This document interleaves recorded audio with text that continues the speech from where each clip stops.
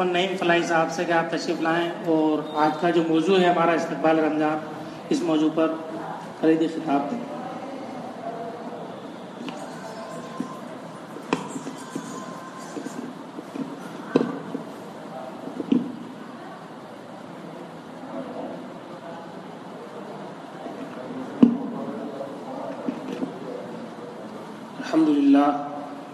الحمد للہ رب العالمین والصلاة والسلام علی رسولہ الامین، اما بعد، قال اللہ تعالی فی القرآن المجید والفرقان الحمید، اعوذ باللہ من الشیطان الرجیم، بسم اللہ الرحمن الرحیم،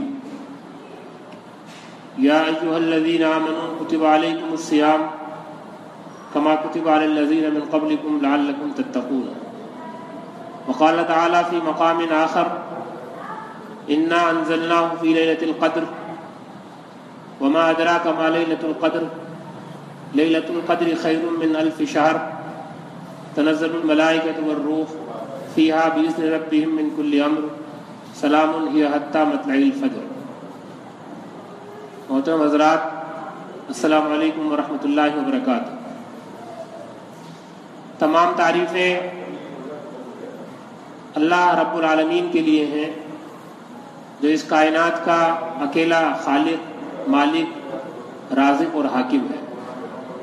اس کے بعد درود و سلام ہو تمام انبیاء کرام پر، اور خاص طور پر خاتم النبیین حضرت محمد مصطفیٰ صلی اللہ علیہ وسلم پر، جن کے ذریعے سے اللہ تعالیٰ نے اس دین کو مکمل کیا اور قرآن مجید جیسی کتاب ہم تک ان کے ذریعے سے پہنچائی۔ محترم حضرات، رمضان کا عظیم الشان مہینہ عنقریب سایہ فگن ہونے والا ہے، اور یہ بات بھی آپ کے سامنے آ چکی ہے کہ ہم استقبال جو کرتے ہیں، ویلکم جو کرتے ہیں، جیسا مہمان ہوگا، جتنا عظیم الشان بابرکت مقدس مہمان ہوگا، اسی کے لحاظ سے ہم اس کے استقبال کی تیاری کرتے ہیں۔ تو رمضان ایک ایسا عظمت والا مقدس پاکیزہ مہمان ہے جو جلد ہی ہم تک پہنچنے والا ہے، تو ہمیں اس مہمان کی جو اس کی عظمت ہے، جو اس کا تقدس ہے، اس کا جو وقار ہے، اسی لحاظ سے اس کے شایان شان اس کا استقبال کرنا چاہیے۔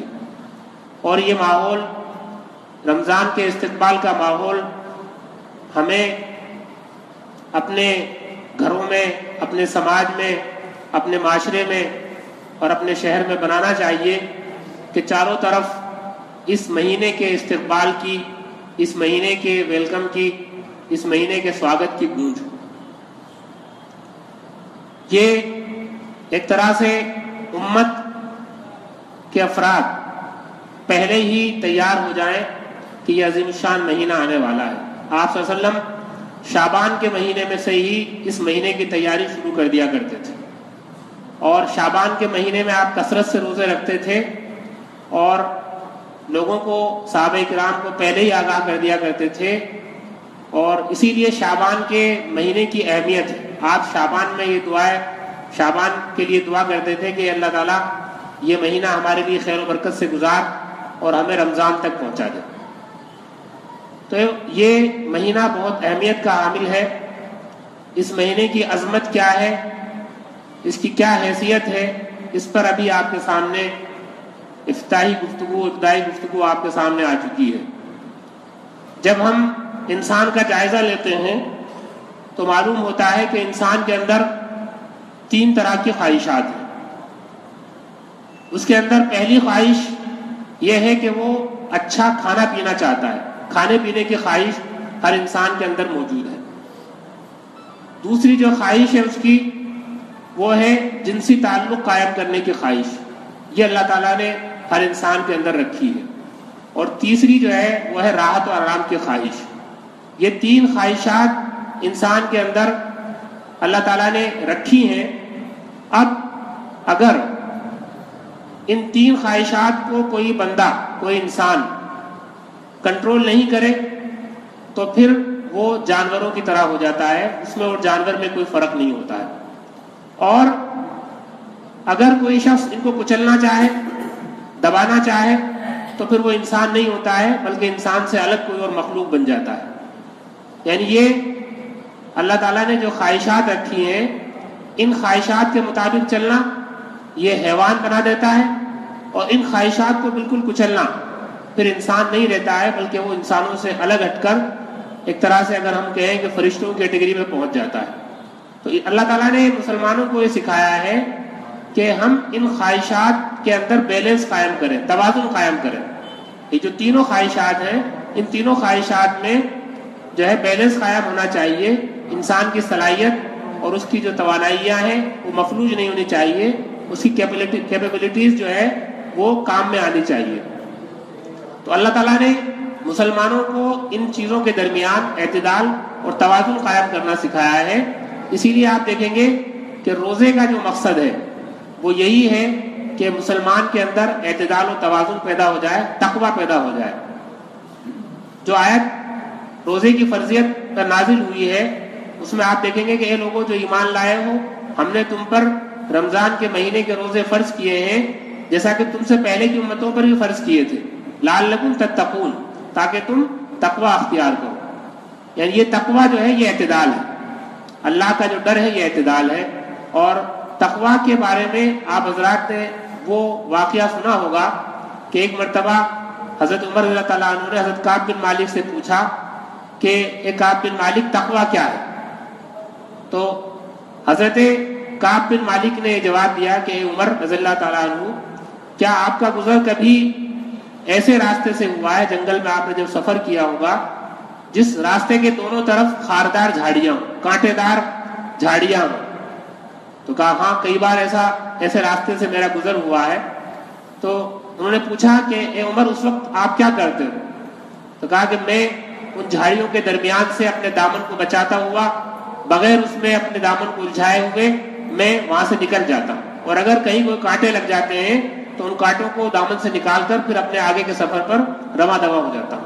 تو کہا یہی تقویٰ ہے کہ ایک بندے مومن اپنی زندگی میں اس کی زندگی گزارتے ہوئے اس کی جو سماجی زندگی ہے، اس کی خانگی زندگی ہے، اس کی فیملی لائف ہے، اس کی سوشل لائف ہے، وہ گزارتے ہوئے ہر مرحلے میں یہ دیکھے کہ کہیں یہ جو خاردار جھاڑیاں ہیں یہ میرے لگ تو نہیں رہی ہے، کئی گناہوں سے میں آلودہ تو نہیں ہو رہا ہوں، اور میں اللہ کی اطاعت، اس کی فرمانبرداری کر رہا ہوں یا نہیں کر رہا ہوں۔ تو دنیا میں رہتے ہوئے، دنیا کی تمام چیزوں سے لطف اندوز ہوتے ہوئے ایک بندے مومن اللہ کی اطاعت کرے، یہ دیکھے ہر مرحلے پر کہ اللہ تعالیٰ میرے اس کام سے خوش ہے یا ناخوش ہے۔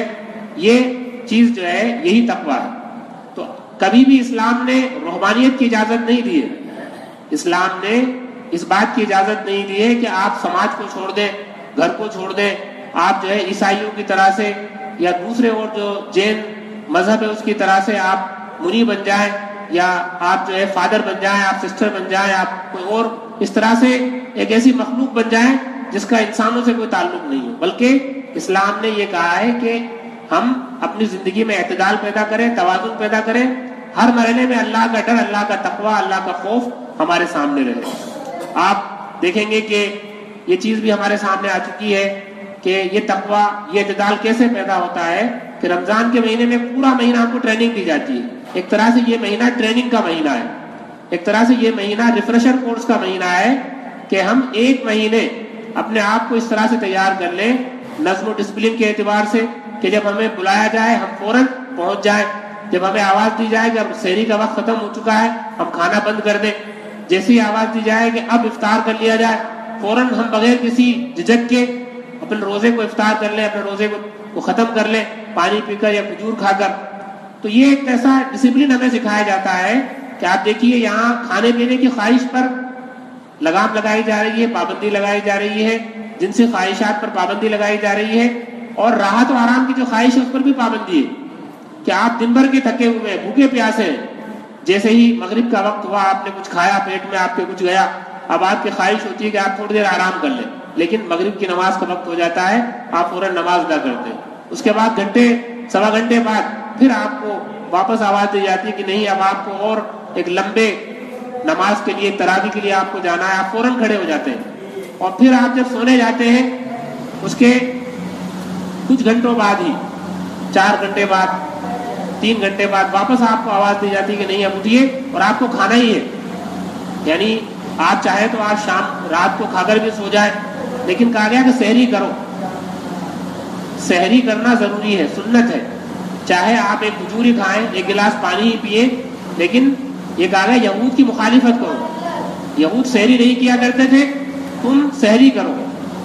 और इसीलिए आप देखेंगे आप सहरी करते हैं और सहरी के फौरन बाद फिर कहा जाता है कि अब आप फजर की नमाज पढ़ने के लिए तैयार हो जाइए। तो पूरा ये जो महीना है एक तरह से ट्रेनिंग का महीना है। लेकिन बड़ी अजीब बात यह है कि हम ट्रेनिंग तो हासिल करते हैं लेकिन ट्रेनिंग का इस्तेमाल नहीं करते हैं। दुनिया में कोई भी ऐसी ट्रेनिंग, कोई भी ऐसा रेफरेशर कोर्स नहीं है कि उसको बाद में जाकर इम्प्लीमेंट नहीं किया जाए, नाफिज नहीं किया जाए, लागू नहीं किया जाए। लेकिन मुसलमानों का अजीब मामला है कि वो पूरे एक महीने की ट्रेनिंग हासिल करते हैं और या तो इफ्तार करने के बाद ही या जैसे ही ईद आती है वैसे ही तमाम चीज़ों से बेलगाम हो जाते हैं। तो ये इस्लाम ये सिखाता है कि हम एतदाल और तवाज़ुन से काम लें। अब हम इस पर आते हैं कि रमज़ान की खुसूसियात क्या है, रमज़ान की क्या क्या विशेषताएं हैं। रमज़ान की पहली विशेषता ये है कि इसमें अल्लाह ताला ने रोज़े फ़र्ज किए और रोज़े जो फ़र्ज किए हैं उससे ईमान ताज़ा होता है। आप देखिए कि कैसे ईमान ताज़ा होता है कि हमारे ईमान पर अगर जंग लग गया था तो वो जंग ऐसे दूर होता है कि हम रोज़े की हालत में पता नहीं चलता है कौन रोज़े से है कौन रोज़े से नहीं है। तो अल्लाह का डर इतना ज़बरदस्त होता है हमारे अंदर कि ये रोज़ा ऐसी इबादत है कि अगर हमें कहीं ख्वाहिश होती है पानी पीने की या खाना खाने की, हम फौरन हमें याद आ जाता है हम रोज़े से और अल्लाह ताला हमको देख रहा है। यानी ईमान इतनी ज़्यादा ऊंचाइयों पर होता है बंदे मोमिन का कि कोई देखे न देखे, लेकिन उसको ये ज़हन में रहता है कि अल्लाह ताला देख रहा है और वो कहीं भी छुपकर न खाता है न पीता है, न अपनी और दूसरी ख्वाहिशात को पूरी करता है। तो आप देखिए ये ईमान में कितनी ताजगी पैदा हो जाती है, कितनी शादाबी आ जाती है, कितना निखार आ जाता है रमज़ान के महीने में। उसके बाद दूसरी चीज़ ये है कि इस्लाम ने जो तरीक़ा अख्तियार किया है इस्लाह का, वो 2 तरीक़े होते हैं इस्लाह के। एक बातिनी तरीक़ा है कि दिल बदला जाए और एक ज़ाहिरी तरीक़ा है। इस्लाम ने दोनों ही तरीक़ों पर तवज्जो दिलाई है, लेकिन सबसे ज़्यादा जो जोर दिया है इस्लाम ने वो इस बात पर जोर दिया है कि एक बंदे का, एक इंसान का दिल को बदलने पर तवज्जो दी जाए। अगर दिल बदल जाता है तो फिर आप देखेंगे कि उस शख्स को कोई भी चीज़ बुराइयों की तरफ नहीं ले जा सकती है, भलाइयों से दूर नहीं रख सकती है। इसीलिए कहा गया कि आप हदीस में आता है अला इन्ना फिल जसदी मुज़गतुन, कि खबरदार रहो तुम्हारे बदन में, तुम्हारे जिस्म में एक गोश्त का लोथड़ा है, तुम्हारे बदन में एक गोश्त का लोथड़ा है। इज़ा असलहत सलहल जसदु कुल्ला, जब वो सही हो जाता है तो पूरा तुम्हारा जिस्म सही हो जाएगा।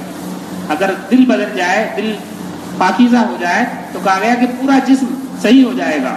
वइज़ा फसदत फसदत जसदु कुल्ला, और अगर वो खराबी आ जाए उसमें दिल में तो पूरा का पूरा जिस्म खराब हो जाता है। और कहा वो क्या है, अला वहियल क़ल्ब, खबरदार सुन रखो वो दिल है।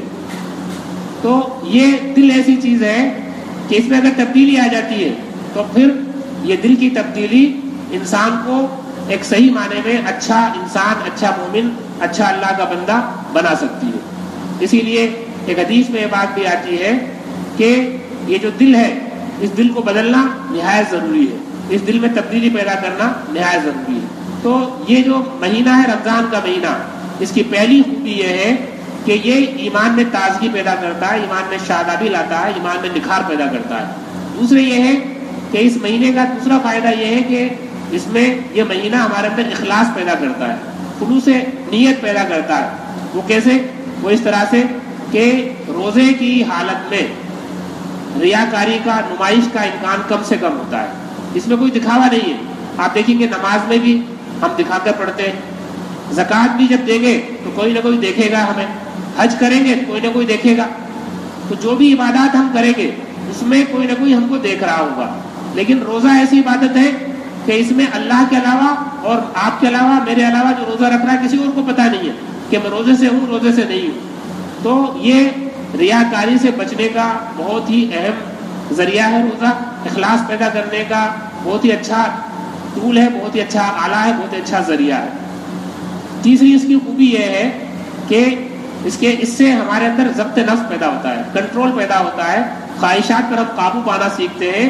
اور یہ کہا گیا ہوا شہر الصبر, رمضان کا مہینہ صبر کا مہینہ, اس میں صبر آتا ہے. بھوک پیاس غصہ آ رہا ہے, کوئی ہم سے جھگڑا کرنا چاہ رہا ہے, لیکن ہمیں یہ حکم دیا گیا ہے کہ ہم تمام چیزوں پر قابو رکھیں. کوئی لڑنا بھی چاہے تو اس سے کہتے نہیں میں روزے سے ہوں, میں تم سے لڑ نہیں سکتا ہوں. تو یہ کنٹرول سکھاتا ہے. رمضان کا مہینہ ہمیں اپنے آپ پر ضبط کرنا, کنٹرول کرنا سکھاتا ہے. اور ایک اس کی خوبی یہ ہے کہ یہ جذبہ شکر پیدا کرتا ہے ہمارے اندر. شکر جو ہے یہ انسان کا ایسا مادہ ہے کہ آپ دیکھیے اللہ تعالیٰ کا ہر مرحلے پر شکر ادا کرنا چاہیے. قرآن مجید میں جہاں روزے کی فضیلت کا حکم آیا ہے وہاں بھی یہ بات کہی گئی ہے کہ ہم نے اس لیے فرض کیا کہ تکبروا اللہ علی ما ہداکم ولعلکم تشکرون, کہ تم اس بات پر اللہ کی بڑائی بیان کرو کہ اللہ تعالیٰ نے تمہیں ہدایت دی اور تاکہ تم اس کا شکر ادا کرو. تو شکر کا جذبہ انسان کے اندر, بندے مومن کے اندر پیدا ہونا چاہیے. یہ شکر کیوں؟ اس بات پر کہ اللہ نے جو نعمتیں دی ہیں ان کا احساس ایک بندے مومن کو ہوتا ہے.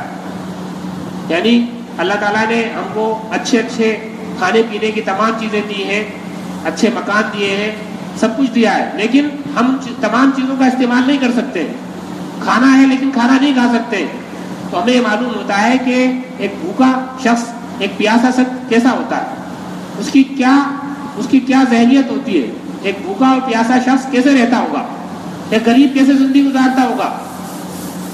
یہ ہمیں احساس ہوتا ہے جب ہم بھوکے پیاسے رہتے ہیں. تو فوراً ہمارے اندر ایک شکر کا جذبہ پیدا ہونا چاہیے, شکر کا احساس پیدا ہونا چاہیے. اور شکر ایسی چیز ہے کہ اللہ نے یہ فرمایا کہ اگر تم شکر کرو گے تو اللہ تعالیٰ تمہاری نعمتوں میں اضافہ کرے گا. لئن شکرتم لازیدنکم ولئن کفرتم ان عذابی لشدید, کہ اگر تم شکر کرو گے تو میں تمہاری نعمتوں میں اضافہ کروں گا, اور اگر تم ناشکری کرو گے تو پھر میرا عذاب بہت سخت ہے. تو آپ دیکھیے ناشکری انسان کو کہاں سے کہاں لے جاتی ہے. آپ کو معلوم ہوگا ایک لمبی حدیث ہے جس میں یہ واقعہ آتا ہے کہ بنی اسرائیل کے 3 شخص تھے. ایک اندھا تھا, ایک گنجا تھا, ایک جو ہے کوڑی تھا. اللہ تعالیٰ نے ان کو نعمتوں سے نوازا. اور لمبی حدیث ہے, میں مختصر اشارہ کر رہا ہوں آپ کو, کہ پھر اللہ تعالیٰ نے ان کو آزمایا فرشتہ بھیج کر, اور ان میں سے 3 سے کہا گیا کہ اللہ تعالیٰ نے تم کو نعمتیں دی ہیں, تم ان نعمتوں کا شکر ادا کرو اور ہمیں اس میں سے یہ مال دے دو. لیکن 2 جو لوگ تھے انہوں نے منع کر دیا, کہا یہ تو میری محنت کی کمائی ہے, میں نے تو اپنی محنت سے سب کچھ کمایا ہے, تمہیں میں کچھ نہیں دینے والا. لیکن تیسرے شخص نے کہا کہ نہیں, میں سب کچھ اللہ کا دیا ہوا, میں کچھ بھی نہیں تھا, میرے پاس کوئی نعمت نہیں تھی, اور تم جو چاہو اس میں سے لے جاؤ. تو اللہ تعالیٰ نے ان 2 لوگوں کی نعمتیں چھین لی اور اس شخص کی نعمتوں میں اضافہ کیا. تو یہ جو جذبہ شکر ہے, یہ آپ دیکھیں گے کہ اگر ہمارے پاس اللہ تعالیٰ کا دیا ہوا مال ہے, اللہ تعالیٰ کا دیا ہوا وقت ہے, اللہ تعالیٰ کا دی ہوئی صلاحیت ہے, اگر ہم شکر نہیں کریں گے تو وہ دھیرے دھیرے ہم سے چھن جائے گی اور اللہ تعالیٰ ان کو چھین لے گا. اس لیے شکر کا جذبہ ہمارے اندر رمضان کا مہینہ پیدا کرتا ہے. یہ بھی کہا گیا کہ مال کے معاملے میں تم اپنے سے کمتر کو دیکھو اور ایمان کے معاملے میں اپنے سے بڑھتر کو دیکھو. شیخ سعدی کا یہ مشہور واقعہ ہے کہ ایک مرتبہ وہ مسجد میں نماز پڑھنے آئے, تو جب نماز پڑھ کے نکلے تو کوئی ان کی چپلیں چوری کر کے لے گیا. تو تھوڑی دیر ان کے دماغ میں بات پیدا ہوئی کہ میرے پاس چپلیں نہیں ہیں, جوتے نہیں ہیں پہننے کے لیے. لیکن جیسے ہی باہر نکلے تو دیکھا ایک شخص کے پیر ہی نہیں تھا. تو فوراً ان کے اندر یہ جذبہ شکر پیدا ہوا کہ اللہ تعالیٰ نے کم سے مجھے پیر تو دیے, میرے پاس اگر ابھی جوتے چپل نہیں تو کوئی بات نہیں, میرے پاس پیر تو ہے. تو اس معاملے میں, مال کے معاملے میں, نعمتوں کے معاملے میں ہمیں اپنے سے کمتر کو دیکھنا چاہیے, تبھی صحیح معنی میں ہمارے اندر شکر کا جذبہ پیدا ہوگا. اسی لیے ہم کو جو دعا سکھائی ہے رمضان میں افطار کے موقع پر, آپ دیکھیے وہ دعا الگ الگ دعائیں آتی ہے حدیث میں. جو افطار کے وقت کی دعائیں ہیں وہ مختلف دعائیں ہیں. ایک دعا جو حدیث میں آتی ہے وہ دعا یہ ہے, اللہم لک صمت وعلی رزقک افطرت ذہب الظمأ وابتلت العروق وثبت الاجر انشاءاللہ تعالی. یا اللہ میں نے تیرے لیے روزہ رکھا, میں نے تیرے ہی رزق سے افطار کیا, پیاس چلی گئی, میری تمام جو رگیں ہیں وہ سب کی سب جو تھی وہ ایک طرح سے وہ جو ہے ان کو وہ سب جو ہے وہ ہو گئی اور میرا اجر بھی مجھے مل گیا. یعنی یہ کہ یہ جو آپ دیکھیے جذبہ شکری ہے کہ بندے مومن یہ کہہ رہا ہے کہ میں نے تیرے لیے روزہ رکھا تھا, تیرے سے افطار کر رہا ہوں اور میری پیاس بجھ گئی اور میں آسودہ حال ہو گیا, میری جو ہے تمام ایک نشاط میرے اندر طاری ہو گیا. جیسے ہی آپ افطار کرتے ہیں تو جو پزمردگی ہوتی ہے, جو اضملال ہوتا ہے طبیعت میں, اس میں فوراً ایک آسودگی آ جاتی ہے, ایک نشاط آ جاتا ہے, خوشی آ جاتی ہے, آدمی کھل جاتا ہے پوری طرح سے. تو یہ جذبہ شکر ہے جو اللہ تعالیٰ ہمیں اس موقع پر سکھاتا ہے. پھر یہ روزہ ہمیں ہمدردی اور غم خواری کے جذبات سکھاتا ہے کہ ہمیں اپنے غریب بھائیوں سے ہمدردی سے کام لینا چاہیے. افطار کے لیے کہا گیا کہ روزے دار کو افطار کرانے کا ثواب اتنا ہے گویا روزے رکھنے کا ثواب, روزے دار کو افطار کرانے کا ثواب اتنا ہے گویا آپ نے خود روزہ رکھا ہو, بغیر اس بات کے کہ اس روزے دار کے اجر میں اللہ تعالیٰ کوئی کمی نہیں کرے گا. ایسے ہی کہا گیا کہ رمضان کے مہینے میں تم اپنے ماتحت لوگوں سے, اپنے غلاموں سے, اپنے سروینٹ سے, اپنے نوکروں سے کم کام لو, ان سے ہلکا کام لو, ان کو مہلت دو, ان کو چھوٹ دو کہ وہ بھی اللہ کی عبادت کر سکیں. تو آپ دیکھیں گے کہ یہ جو چیز ہے کہ آپ جو ہے رمضان کے مہینے میں لوگوں کے ساتھ ہمدردی سے کام لیں. اسی لیے کہا گیا کہ اس مہینے میں زیادہ سے زیادہ آپ مال خرچ کریں, اور اس مہینے میں جو عبادتیں ہیں, چاہے نماز ہو, چاہے وہ زکوٰۃ ہو, یہ کہا گیا کہ جو نفل نمازیں ہیں ان کا ثواب فرض نمازوں کے برابر, اور جو فرض نماز ہے ان کا ثواب 70 گنا بڑھا دیا جاتا ہے, اس سے زیادہ بڑھا دیا جاتا ہے. اور روزے کے بارے میں تو یہ کہا گیا کہ ہر چیز کا بدلہ متعین ہے, 70 گنا 700 گنا, لیکن روزے کے لیے کہا گیا کہ الصوم لی, روزہ میرے ہی لیے, وانا اجزا بھی, اور میں ہی اس کا بدلہ ہوں. تو آپ دیکھیں گے کہ یہ جو چیز ہے کہ جو بات اللہ نے سکھائی ہے, جو ہمدردی غمخواری کے جذبات ہم کو سکھائے ہیں, ہم ان کو استعمال میں لیں. اسی لیے اس مہینے میں یہ حکم دیا گیا کہ ہم اللہ کے راستے میں خرچ کریں, انفاق فی سبیل اللہ کا ہم جو ہے سے کام لیں. جو آپ دیکھیے امت مسلمہ کا آج حال یہ ہو گیا ہے کہ رمضان کا مہینہ آتے ہی ہماری خواتین عید کی خریداری شروع کر دیتی ہیں. پورے مارکیٹس میں آج چلے جائیے, بھیڑ پڑ رہی ہے, ہمارا کھانا بڑھ جاتا ہے, رمضان میں گھروں کا بجٹ بڑھ جاتا ہے. اگر کسی گھر میں 10,000 روپے مہینہ خرچ ہو رہا ہے تو اس کا دگنا تیگنا بڑھ جاتا ہے. لوگ بغیر گوشت کے نہ افطار کریں گے نہ سحری کریں گے, لوگ بغیر نعمتوں کے کوئی چیز جو ہے نہیں کھائیں گے اس زمانے میں. لیکن آپ دیکھیے کہ اس وقت ہمارے جو پسماندہ لوگ ہیں, غریب لوگ ہیں, ان کا کیا حال ہے, معذور لوگ ہیں ان کا کیا حال ہے, اس طرف توجہ نہیں. ہمارے جو غریب رشتہ دار ہیں ان کا کیا معاملہ ہے. تو یہ اللہ تعالیٰ نے یہ کہا کہ اس مہینے میں زیادہ زیادہ خرچ کرو, اور اپنے جو پسماندہ لوگ ہیں, غریب لوگ ہیں, معذور لوگ ہیں, رشتہ دار ہیں, مقروض لوگ ہیں, ان کا تم ساتھ دو. اس میں آپ صلی اللہ علیہ وسلم اس مہینے میں کیا کرتے تھے, تمام جو غلام ہوتے تھے یا تمام جو قیدی ہوتے تھے ان کو آزاد کر دیا کرتے تھے. اطلق کل اسیر وعطا کل سائل, ہر قیدی کو آزاد کر دیا کرتے تھے اور ہر مانگنے والے کو دیا کرتے تھے آپ, جو بھی آپ کے پاس ہوتا تھا. تو یہ سخاوت میں کثرت و زیادتی ہو جاتی تھی آپ صلی اللہ علیہ وسلم کے. تو کہا گیا کہ اس مہینے میں اللہ کے راستے میں خرچ کرو, اللہ کے بندوں کے کام آؤ, ان کو دو. تو یہ نیک کاموں میں تعاون کرو, اور جو بھی خریداری آپ کو کرنی ہے عید کی وہ رمضان شروع ہونے سے پہلے پہلے کر لو. اسی طرح سے کھانے پینے کے معاملے میں بھی یہ ہمیں احتیاط برتنی چاہیے کہ ہم تو خوب اچھا کھا پی رہے ہیں, لیکن کیا ہمارے گھر کی جو خواتین ہیں, ہمارے گھر کی جو عورتیں ہیں, کیا اس زیادہ کھانا بنانے سے وہ رمضان کی نعمتوں سے محروم ہو رہی ہیں؟ اس پر بھی ہمیں سوچنا چاہیے. کیا رمضان کا مطلب یہ ہے کہ ہم اپنے افطار میں مختلف قسم کی ڈشز بنائیں, ہم اپنی سحری میں مختلف قسم کے کھانے تیار کریں, لذیذ چیزیں کھائیں؟ ایسا نہیں ہے. یہ امت مسلمہ میں ایک بڑی برائی آ گئی ہے. اس لیے اس طرف توجہ دینی چاہیے ہم کو کہ رمضان کے مہینے میں اپنے کھانے پینے کی جو خواہشات ہیں ان پر قابو رکھیں اور ہلکا سے ہلکا کھانے کی کوشش کریں, تاکہ ہماری جو گھر کی خواتین ہیں ان کو بھی یہ موقع مل سکے کہ وہ اس مہینے سے میں زیادہ سے زیادہ تلاوت کر لیں, زیادہ سے زیادہ وہ نماز پڑھ سکیں, زیادہ سے زیادہ وہ ذکر کر سکیں, وہ نیکی کاموں میں زیادہ سے زیادہ بڑھ کر حصہ لے سکیں. آپ اس وقت کو جو کھانے میں خریداری میں خرچ ہو رہا ہے آپ اس کام میں لگائیے کہ ہمارے معاشرے میں کون غریب ہے, کون معذور ہے, کون بیوہ ہے, کون یتیم ہے, اور وہاں جا کر تلاش کیجیے ان کو, اور ان کے گھروں میں آپ جو ہے کم از کم ایک مہینے کا جو کھانا ہے ایک مہینے کی جو چیزیں ہیں، عید کا جو اہتمام ان کے یہاں ہو، اس بات کا ہمیں کوشش کرنی چاہیے، اس وقت کو وہاں لگانا چاہیے، کیونکہ یہ کہا گیا کہ جو شخص کسی یتیم کے لیے، کسی سائل کے لیے، کسی مسکین کے لیے کھڑا ہوتا ہے، ایک طرح سے وہ بھی اللہ کے راستے میں ہوتا ہے، وہ بھی اللہ کے راستے میں جہاد کر رہا ہوتا ہے۔ تو یہ اس طرف ہمیں توجہ دلانے کی ضرورت ہے، امت مسلمہ کی ذہنیت کو بدلنے کی ضرورت ہے کہ ہم اپنے اوپر جو خرچ کر رہے ہیں اس کا کچھ حصہ اپنے غریب بھائیوں پر بھی خرچ کریں۔ جو ہم اس زمانے میں، اس مہینے میں لذتوں کی کثرت کر لیتے ہیں، اس پر بھی ہم روک لگائیں، اس پر بھی ہم لگام لگائیں، اور کم کوشش یہ کریں کہ ہم ہلکا سے ہلکا کھانا بنانے کی کوشش کریں اور ان تمام لذتوں سے اپنے آپ کو روکنے کی کوشش کریں، تبھی صحیح معنی میں روزے کا حق ادا ہو پائے گا۔ اس کے بعد جو اس کا دوسرا جو اہم چیز ہے اس کی، وہ ہے قیام اللیل، رات کو اٹھ کر تراویح پڑھنا، تہجد پڑھنا، اللہ کے حضور کھڑے ہونا۔ جیسا کہ شروع میں جو حدیث پڑھی گئی تھی اس میں یہ بات کہی گئی تھی، من قام رمضان ایمانا و احتسابا غفر له ما تقدم من ذنبہ، کہ جو شخص بھی اس مہینے میں قیام کرے گا، رات کو اٹھ کر اللہ کے حضور گڑ گڑائے گا، اللہ تعالیٰ اس کے تمام گناہوں کو معاف کر دے گا۔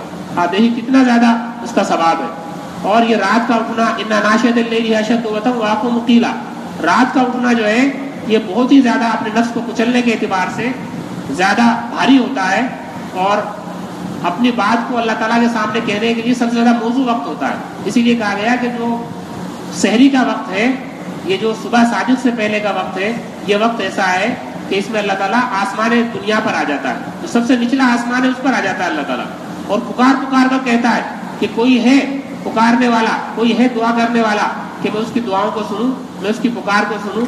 اور جو لوگ اس وقت اللہ تعالیٰ کے سامنے اپنی دعائیں رکھتے ہیں، اپنے التجائیں رکھتے ہیں، اللہ تعالیٰ ان کی دعاؤں کو قبول کر لیتا ہے۔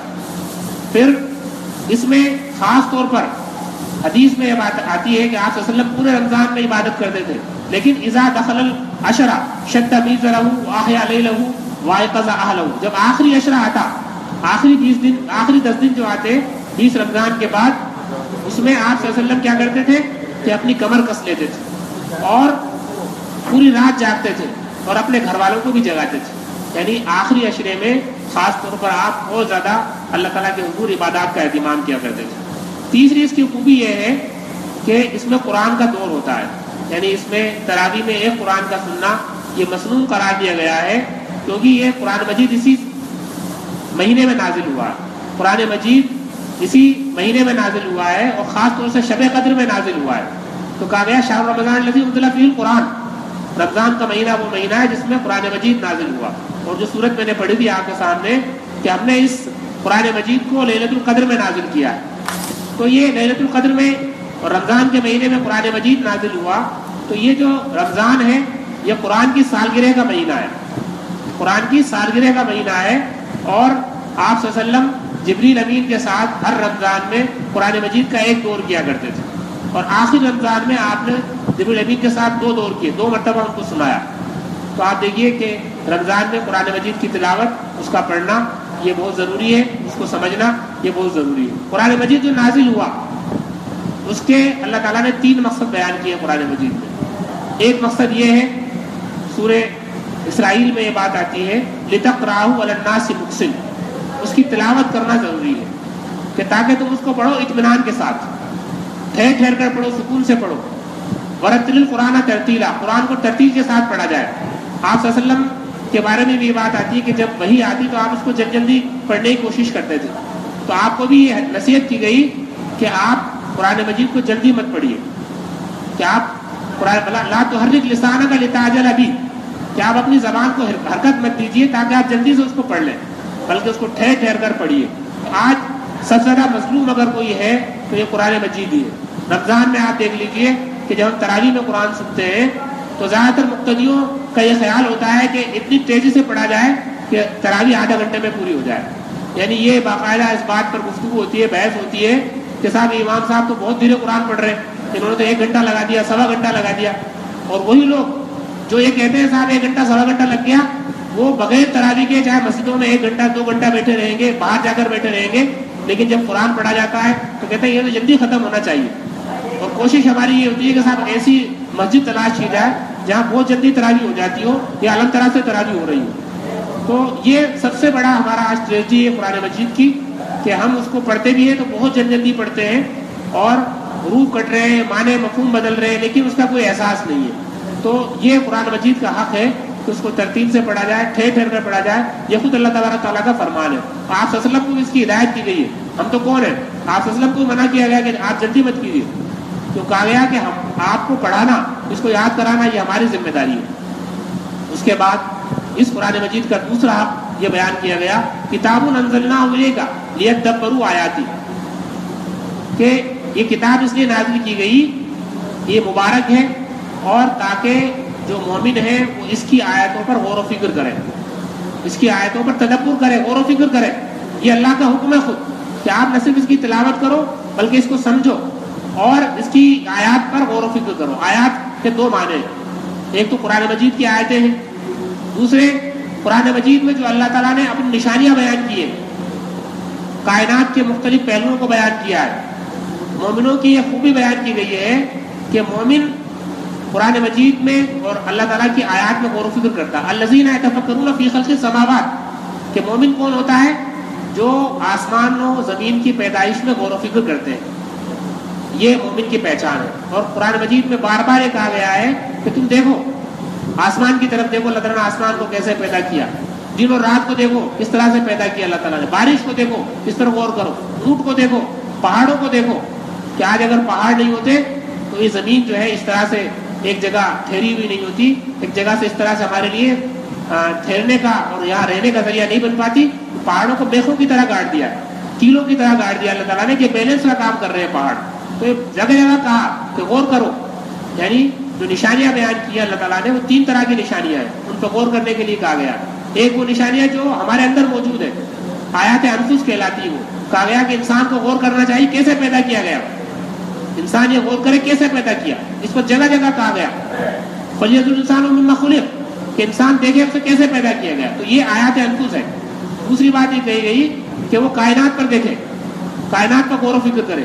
اور تیسری بات یہ کہی گئی کہ وہ تاریخ پر غور و فکر کرے کہ تاریخ میں کتنی بڑی بڑی قومیں پیدا ہوئی، کتنے بڑے بڑے بادشاہ، مالدار لوگ، عقل مند لوگ پیدا ہوئے، اللہ تعالیٰ نے ان کو اس صفحے ہستی سے مٹا دیا. یہ تین طرح کی آیات پر غور کرنے کے لیے کہا گیا ہے.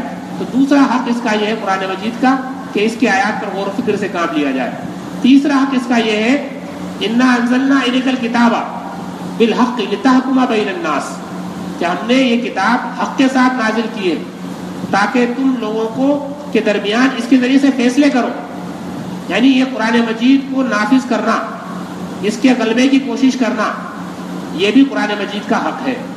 فیصلے کب ہوں گے؟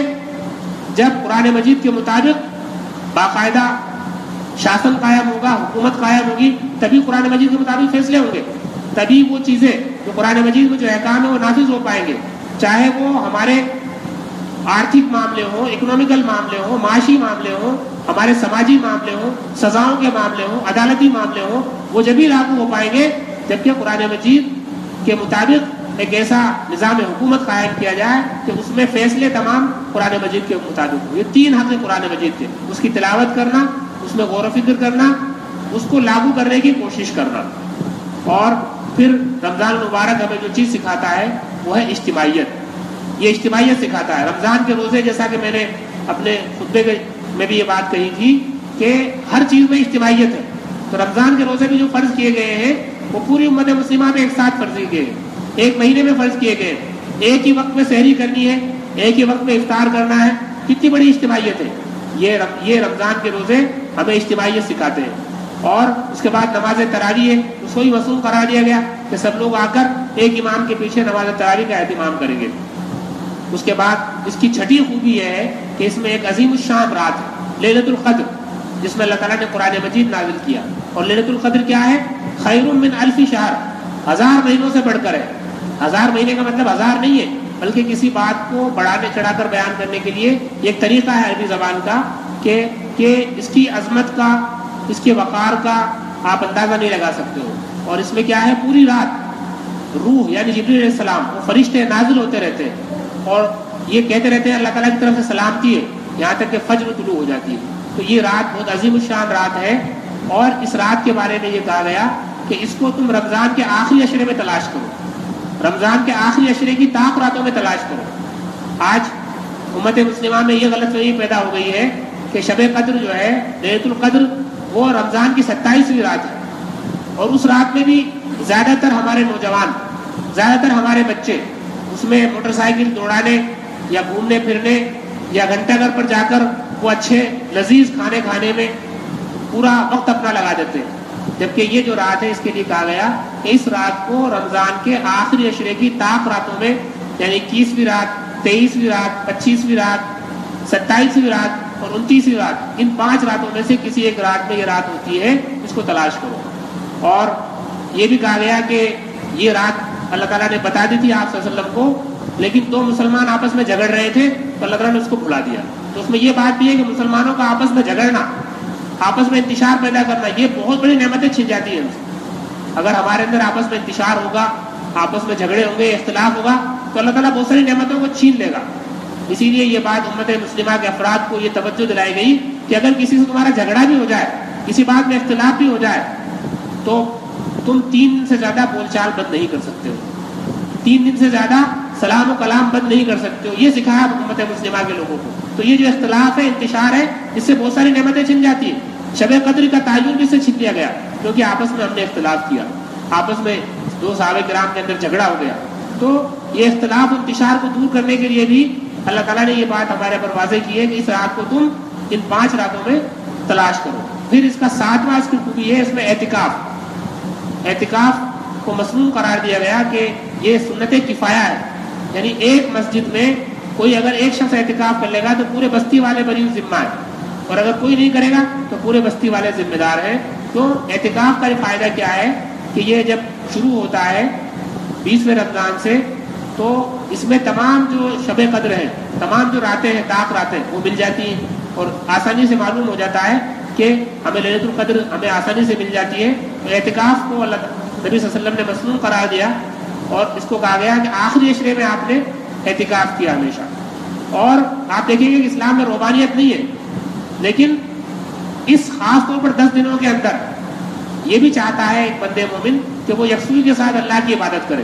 تو روحانیت کی ایک ہلکی سی شکل اعتکاف کی شکل میں ہم کو دے دی گئی کہ تم اس 10 دنوں میں تم سکون حاصل کر سکتے ہو، اللہ سے اپنے تعلق کو اور مضبوط کر سکتے ہو۔ اتنی تمہیں اجازت ہے کہ ان 10 دنوں میں تم اپنے گھر سے، اپنے تمام معاملات سے کٹ سکتے ہو، اپنے تمام دنیاوی معاملات سے دور ہو سکتے ہو، تاکہ تم اللہ سے اپنے تعلق کو مضبوط کر سکو۔ اس کے بعد رمضان کا دعا سے بڑا گہرا تعلق ہے، رمضان اور دعا۔ جب ہم سورہ بقرہ کی آیات پڑھتے ہیں 185، 186، 187، تو پہلی آیت میں رمضان کے روزے فرض قرار دیے گئے، دوسری آیت میں بتایا گیا کہ اللہ تعالیٰ نے اس مہینے میں قرآن نازل کیا، اور اس کے بعد جو تیسری آیت ہے اس کو ہمیں غور سے سننا چاہیے۔ اس میں کہا گیا وَإِذَا سَأَلَكَ عِبَادِي عَنِّي فَإِنِّي قَرِيبٌ اجیب دعوت الداعِ اذا دعان فلیستجیبوا لی ولیؤمنوا بی لعلہم یرشدون، کہ جب بندے آپ سے میرے بارے میں پوچھیں، اللہ تعالیٰ فرماتا ہے آپ صلی اللہ علیہ وسلم سے کہ جب بندے آپ سے میرے بارے میں پوچھیں کہ میں کہاں ہوں، تو آپ کہہ دیجئے میں بہت قریب ہوں۔ اجیب دعوت الداعِ اذا دعان، جب کوئی پکارنے والا، جب کوئی دعا کرنے والا مجھ سے دعا کرتا ہے، التجا کرتا ہے، تو میں اس کی دعا کا جواب دیتا ہوں۔ فلیستجیبوا لی، تو لوگوں کو مجھے سے مانگنا چاہیے، ولیؤمنوا بی، اور میرے اوپر ایمان لانا چاہیے تاکہ وہ ہدایت حاصل کر لیں۔ تو آپ دیکھیے رمضان کی فرضیت کے بعد یہ کہنا کہ تم دعا مانگو اللہ سے، اس کا مطلب یہ ہے کہ رمضان کا اور دعا کا دونوں کا بہت گہرا تعلق ہے۔ دعا کے بارے میں بہت ساری حدیث ہیں، میں صرف ایک مختصر حدیث بیان کرنا چاہوں گا آپ سے۔ کہا گیا حدیث میں الدعاء مخ العبادہ، دعا وہ عبادت کا مغز ہے۔ عبادت کا کوئی کریم ہے اگر تو دعا ہے، عبادت کا مغز ہے تو دعا ہے۔ آپ دیکھیے کہ نماز پوری دعا ہے، جو صلاۃ ہے اس کا مطلب ہی دعا ہے۔ عربی میں نماز کو صلاۃ کہتے ہیں، نماز تو فارسی میں ہے، اصل جو لفظ ہے وہ صلاۃ کا ہے، تو صلاۃ کا مطلب ہی دعا ہے۔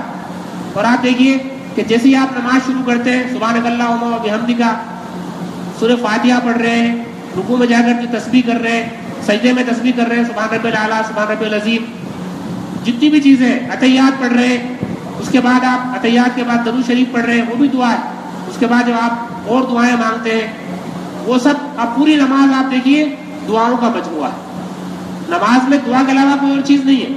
تلاوت قرآن آپ کرتے ہیں یا اللہ تعالیٰ کی کتاب کی تلاوت کرتے ہیں، تو نماز پوری طرح سے دعا کے ارد گرد ہی گھومتی ہے.